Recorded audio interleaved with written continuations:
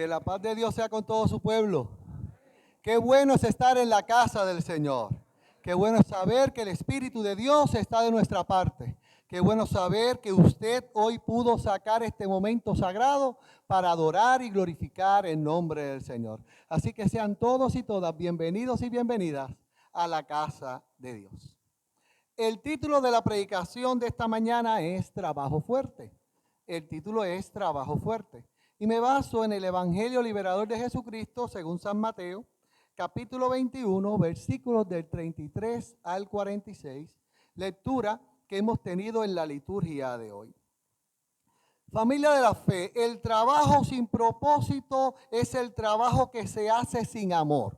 Cuando uno no tiene amor por lo que hace, pierde el propósito de lo que está haciendo. Facundo Cabral, un cantante, decía que el que trabaja 8 horas en algo que no ama es un desocupado.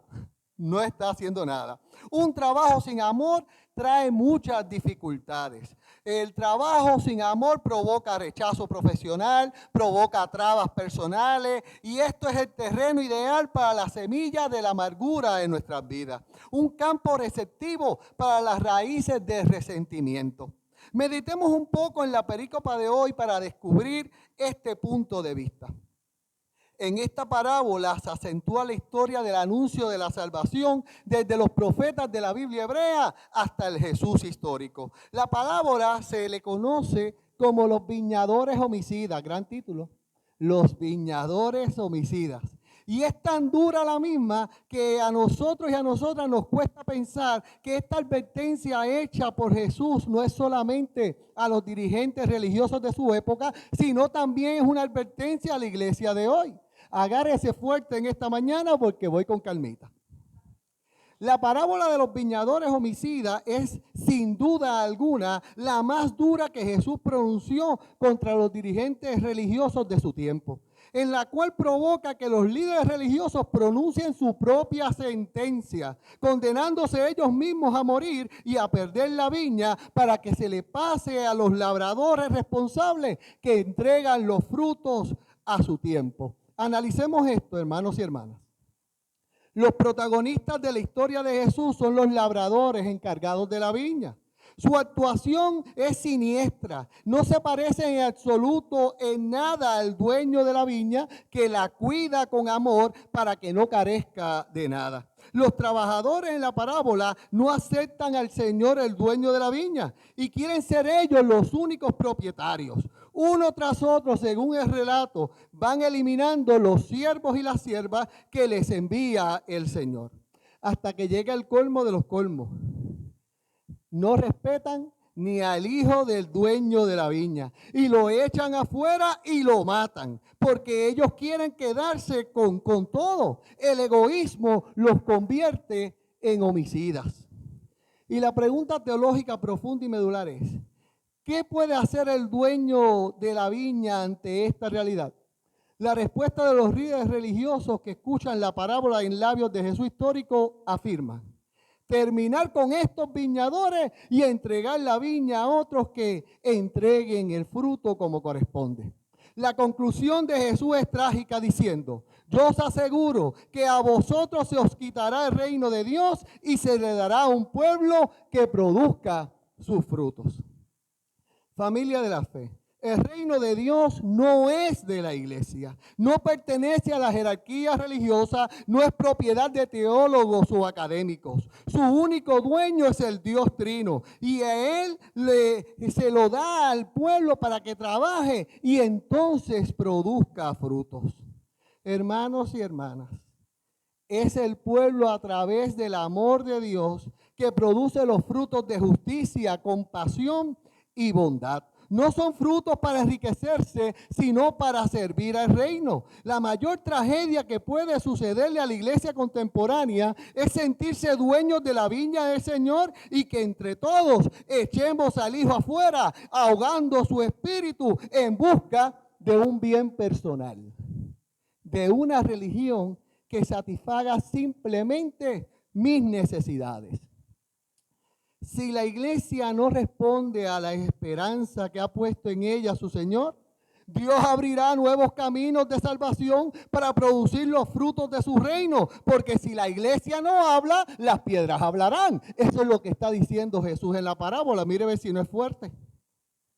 Porque los planes de salvación del Dios Trino no se detienen por nada ni por nadie. Amados y amadas, el peligro siempre es el mismo. El peligro es el egoísmo, el orgullo, la vanidad, el creernos merecedores del reino, en creernos dueños de esa viña.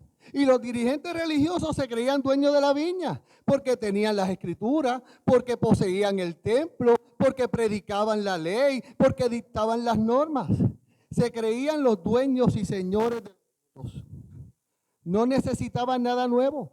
Bastaba con conservar lo que tenían. Y de esa forma mantenían un orden. Y es aquí el mayor peligro de la iglesia, que se ahogue en su propia voz, creyéndose los cheches de la película y tratando de apoderarse de lo que es de Dios, de lo que es del Señor. Y ese peligro está latente, hermanos y hermanas. Porque cuando caemos en esto, en apoderarnos de los frutos, en creer que somos nosotros los cheches de la película, sentimos que Cristo es de nuestra propiedad y que nosotros podemos usar a Cristo según nuestros intereses. ¿Me está entendiendo, iglesia? Pero Dios no es propiedad de nadie. Su viña le pertenece solo a Él, y si la iglesia no produce los frutos, Dios seguirá abriendo nuevos caminos para continuar su ministerio. Recuerdo en esta mañana la historia de un loco que gritaba en la calle: ¿dónde está Dios? Y él mismo se contestaba: lo hemos matado. Todos somos sus asesinos, decía el loco con ojos desorbitados. Matamos a Dios, decía aquel loco, cuando cortamos la cadena de la tierra con el sol, cuando le quitamos la vida al río y al bosque. Y ahora, ¿a dónde vamos? Al muerto, el loco decía: Dios ha muerto. Dios ha muerto, afirmaba aquel loco. Dios no existe. Y con esta afirmación lo que dice el loco es que el ser humano está solo para construir su futuro. Y con esa visión es sálvese a quien pueda. Cada uno trabaja para su propia obra. Y esta es la convicción profunda que tiene nuestra sociedad de hoy, que ha eliminado a Dios, que ha tratado de eliminar a Dios de la viña, de nuestras vidas, de sacar a Dios del ruedo, provocando una vida arcaica y ineficaz e insuficiente para la verdadera liberación, convirtiendo la supuesta libertad en un calabozo de egoísmo hambriento de poder, de quedarse con los frutos para enriquecerse y para manipular, tratando de emanciparse de Dios y visualizando a Dios como obstáculo a su autonomía y bienestar, predicando que hay que matar a Dios para que nazca un nuevo ser humano. Y matar a Dios es simplemente sacarlo de nuestras vidas. Es una vez más la actitud de los viñadores de la parábola. Lo matamos y nos quedamos con la herencia. Por esa acción lo que provoca, hermanos y hermanas, es esclavitud. Y somos esclavos de teorías psicológicas que nos dicen: allí está la felicidad. Esclavos de la economía que nos afirma que la plenitud está en especial, hermano, y que vayan a buscarla allí. Pero lo que se encuentra bajo esto son frutos de disfuncionalidad, son frutos de frustración, convirtiendo al ser humano en una máquina de producción, haciéndonos víctimas de una neurosis radical en toda la sociedad, teniendo falta de sentido para nuestra existencia, atemorizados ante la posibilidad ya real de la autodestrucción. Hoy más que nunca necesitamos al Dios Trino para trabajar con el verdadero propósito de entregar los frutos para la gloria de Dios y no para la nuestra. Lo secular se hunde y en ocasiones la religión se contagia, porque el deseo de poder es más contagioso que el COVID-19. Se le pega a todos. El deseo ilimitado de adquirir, de lucrarse, de dominar, de tener el poder. Esos son los frutos amargos de la conducta que nos destruye y que es evidente en nuestros días. Cada cual trabaja para su obra. El afán de poseer va configurando poco a poco un estilo de ser humano insolidario, preocupado casi exclusivamente de sus bienes, indiferente al bien común de los demás. El resultado es una sociedad estructurada en funciones de los intereses de los más poderosos y no al servicio de los más necesitados, llevando a una vida de competencia o una vida de rivalidad, aportándose, Señor, y apartándose de la solidaridad y del servicio y del amor y de la reconciliación. Y de esta forma tenemos una iglesia y una sociedad asentada en la violencia, en la agresividad, en donde se deja guiar por la ley del más fuerte. Y hay competencia social y hay competencia eclesiástica. De quién más espiritual, quién está en otro nivel más alto, quién está en la jerarquía de Dios por encima del otro. Y eso, hermanos y hermanas, no es otra cosa que apoderarse de los frutos, de no entregárselos al Señor. Hermanos y hermanas, apoderarse de los frutos que se siembran. Y entonces esos frutos que nos apoderamos se vuelven disfuncionales, porque se alejan del propósito del reino. Se vuelven disfuncionales porque se alejan de Dios. Y esos frutos disfuncionales los sembramos en nuestra familia, en nuestros centros docentes, en nuestras instituciones políticas, en nuestras estructuras sociales y en nuestras comunidades religiosas. El deseo de poder que provoca que un cantante se le conozca como compositor de año porque en su lírica insulta e invaloriza a la mujer. Poder que provoca, ese deseo de poder que provoca que una iglesia cierre su puerta a los diferentes y trate de adoctrinar a un pueblo con el odio a través de un partido político, alejándose del dueño de la viña. Iglesia, los frutos del reino no traen riqueza personal, ¿no? Ni vanagloria tampoco. Lo que traen los frutos del reino es solidaridad, es fraternidad, es servicio, es justicia, es perdón para todos y para todas. Para todos y para todas. Hoy seguimos escuchando la voz del Maestro Jesús que nos dice: el reino de Dios se dará a un pueblo que produzca sus frutos. Sus frutos. La creación de un nuevo Puerto Rico, iglesia, no se decide en una urna electoral. A mí no me interesa por quién usted vote. Y espero que a usted no le interese por quién vote yo. Pero yo le aseguro que ese voto en un ser humano no transforma a Puerto Rico. Yo le aseguro que no importa quién gane, la corrupción va a estar ahí, la vanagloria va a estar ahí, el deseo de poder va a estar ahí. Pero si nosotros le damos un voto a Cristo, al Señor, al Espíritu Santo de Dios, le aseguro que Puerto Rico se transforma. Si le entregamos los frutos al Señor, pero hay gente que es más fiel a los partidos políticos que al Cristo de la gloria. Yo le dije que esto era duro. Gente que hace lo que sea por el partido, pero no hace lo que sea por el reino de Dios. ¿Me está escuchando, iglesia? Gente que se enorgullece de levantar una bandera secular, pero no levantan la bandera de la fe. ¿Me está entendiendo? Hermanos y hermanas, nosotros necesitamos un nuevo Puerto Rico. Un nuevo Puerto Rico que no esté estimulado por el lucro, ni por el poder ni el dominio. Un nuevo Puerto Rico que se da cuando entregamos los frutos del reino. El fruto de la solidaridad que trae reconciliación. El fruto de la fraternidad que trae servicio. El fruto del perdón que trae nuevas oportunidades. En síntesis, el fruto del amor que transforma al ser humano.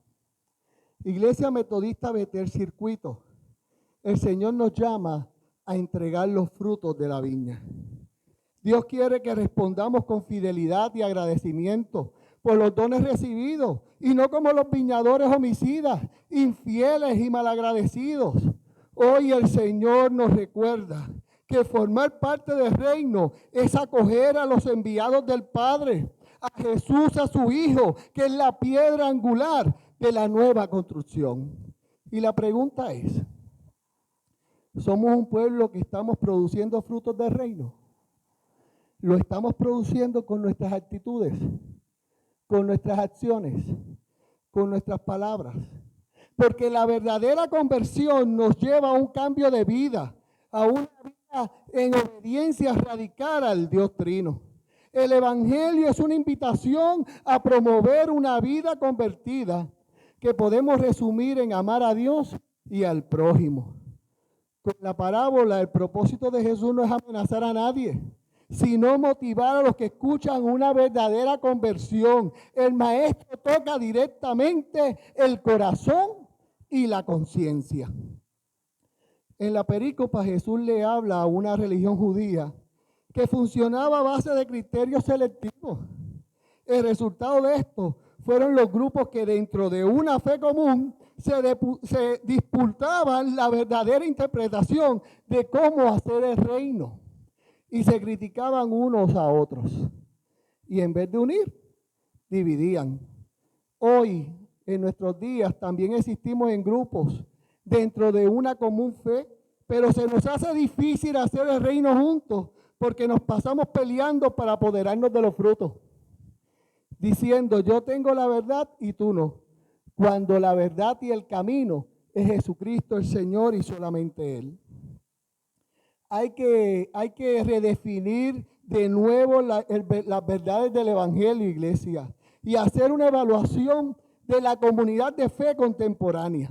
Hay que rescatar lo cristocéntrico en los ministerios de la iglesia. Hay que recristianizar la buena nueva que hemos llevado otra vez a un sistema de pureza y a un sistema de distribución, creyendo que esto de la salvación es por mérito, es por logro, es por músculo. Creando exégesis individualistas, llevando un mensaje que más allá de liberar confunde y nos llena de ansiedad, tratando de atemorizar al pueblo con amenazas de desastre. Tenemos opciones, hermanos y hermanas. Tenemos la opción como trabajadores de la viña. Podemos sanar con el perdón o podemos arrojar piedras con la arrogancia. Podemos producir enojo y violencia o restauración de un caído. Podemos censurar el acercamiento de los pecadores y pecadoras para invitarlos a conocer a Jesús.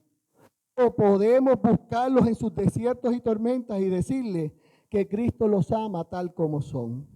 Podemos entregar los frutos a Dios para colaborar en el reino. O podemos practicar el robo y el sabotaje para engrandecernos. El llamado es a entregar los frutos. Y la pregunta teológica profunda y medular que se levanta es, ¿y cómo se entregan los frutos? ¿Cómo se hace eso? ¿Cómo se le entregan los frutos de la viña al Señor? La respuesta es sencilla pero complicada. Hay que decidir ser feliz. Porque el que no ama lo que hace es un desocupado aunque lo haga todo el tiempo, decía Facundo Cabral. Hay que amar en el trabajo que se hace en la viña. Hay que amar la viña del Señor. Ser feliz aunque nos digan que no tenemos muchas posibilidades de éxito. Ser feliz aunque las circunstancias quieran otra cosa, porque la opción de la alegría está en nuestras manos. ¿Me permiten esta mañana hacerle 3 cuentitos para explicar este punto? Son 3 cuentitos cortos que más que cuentos son testimonios. Testimonios de personas que entregaron los frutos al Señor. El primer cuento trata sobre un hombre diagnosticado con cáncer terminal. Su nombre es Wilfredo Soto Matos. Yo tenía el privilegio de llamarle tío Freddy porque ya descansa en el Señor. Y en medio de su realidad de cáncer terminal, afirmaba mientras esa enfermedad consumía su hígado, tengo paz. Dios me ha dado la paz, decía tío Freddy. La misma paz que le dio cuando años antes le robaron el camión que traía el sustento de su familia. Y la paz de Dios lo llevó a la gratitud y a la fidelidad de seguir entregando su diezmo tal y como era. La misma paz que Dios le dio en un accidente que por poco lo deja en una silla de ruedas. Tío Freddy, con su vida, nos dijo que Dios nos cubre en todo momento. Incluso cuando estamos fuera de control, Dios sigue presente y mantiene el control. Familia de la fe, podemos usar cualquier tragedia como piedra de tropiezo o como escalón de maduración. Tío Freddy me enseñó a confiar en Dios y tener su paz en todo tiempo, en los buenos y en los malos. Y de esa forma, iglesia, es que se entregan los frutos del Señor. El próximo cuento es sobre un atleta que por un accidente quedó en silla de ruedas. El hombre atlético, musculoso, envidia de todos, quedó atrapado en una parálisis. Su nombre, Eddie Ramos. Eddie afirma con su vida y palabra: tengo todo lo que necesito para gozar. Sorprendente, ¿no lo cree, iglesia? Sus manos están retorcidas, sus pies inutilizados. No se puede bañar solo, no puede alimentarse solo, no puede cepillarse los dientes. Ya no puede ejercitarse como antes. Pero su parálisis no le impidió predicar la palabra de Dios. Recuerdo que en un retiro de los jóvenes de la Iglesia Metodista de Puerto Rico, Samuel Culpeper Memorial, tú y yo y Dios juntos para siempre. Él era el predicador. Tenía una Biblia en su falda y observé cómo con sus manos rígidas trataba de buscar en las páginas de la Biblia. Y buscaba con sus manos y buscaba con un marcador de metal que sujetaba con su boca. Eddie, cuando encontró la lectura, levantó sus manos al aire y dijo: tengo todo lo que necesito para estar gozoso. La vida de Eddie está sostenida por el gozo del Señor, porque le da los frutos a su Dios. Por último, miren la historia de Jesús. Cómo Jesús entregó los frutos al Señor. Jesús cambió un palacio celestial por un pesebre. Cambió la riqueza por la pobreza. Nunca fue dueño de nada. Su sustento dependía de las donaciones de otros. Sabía lo que era estar bajo lluvia, frío y calor. Conocía lo que significaba no tener hogar. En su reino fue reverenciado y ahora en la tierra era ridiculizado. Sus vecinos intentaron matarlo. Algunos dijeron que era un lunático. Se le acusó de un delito que nunca cometió. Contrataron testigos para que se mintiesen en el mismo. El jurado fue preparado, no se le asignó abogado y un juez dictó pena de muerte mientras se lavaba las manos. Lo mataron y era tan pobre que fue sepultado en una tumba prestada. Tenía todos los elementos para ser un desdichado, pero optó por ser la fuente de todo gozo. Y su mensaje ha trascendido, un mensaje para todos: niñez, hombres, mujeres, gentiles, judíos, paganos, creyentes, enfermos y sanos, para todas las generaciones de todos los tiempos. Llevó el gozo desde una cruz ensangrentada, incluso cuando clavaron sus manos y sus pies, un gozo que mantenía en pie en medio del dolor, porque ese dolor daba salvación no a él, sino a toda la humanidad de todos los tiempos. Esa es la alegría del Señor que se produce cuando entregamos los frutos al Dios Trino. Una alegría que vence la adversidad, que da una paz que desafía la muerte, una plenitud que supera la parálisis.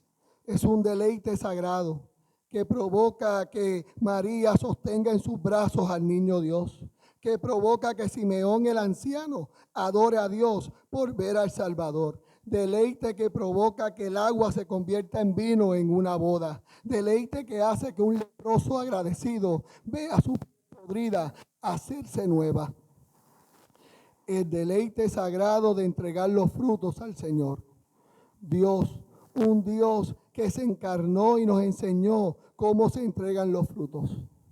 Iglesia, se entregan los frutos lavando los pies. Se entrega los frutos deteniendo tormentas y asistiendo a fiestas con pecadores, dando vida a las que están a punto de perderla, contando la historia de la fe, entregando frutos que producen que un padre reciba con amor a un hijo pródigo, que una viuda dé lo que tiene para la obra del Señor. El gozo que provocó que Pedro nadara a la otra orilla semidesnudo para recibir el perdón de aquel que había negado. El deleite sagrado es una buena noticia que entra por la puerta trasera del corazón. Es aquello que es demasiado bueno para ser cierto. La buena noticia es que Dios está de tu parte, que Él pertenece a tu equipo, que Él es tu padre y tu madre, tu abogado y tu defensor, tu refugio, tu fuerza, tu esperanza, en síntesis, tu Salvador. Es la alegría del Señor que es provocada por entregar los frutos a su tiempo. Es el gozo de trabajar, Señor, con amor. Es el gozo que nos hace trascender la prueba. El dueño de la viña, el soberano, el único y bendito Dios es que nos da una plenitud que no puede ser empañada, ni detenida, ni apagada. Que nos da una paz que no puede ser robada por las circunstancias. Hay una deliciosa alegría que viene de Dios, un gozo santo, un deleite sagrado, y está a nuestro alcance. Lo único que tenemos que hacer, iglesia, es entregar los frutos de la viña al Señor, y Dios hará el resto. Que Dios te bendiga y Dios te guarde.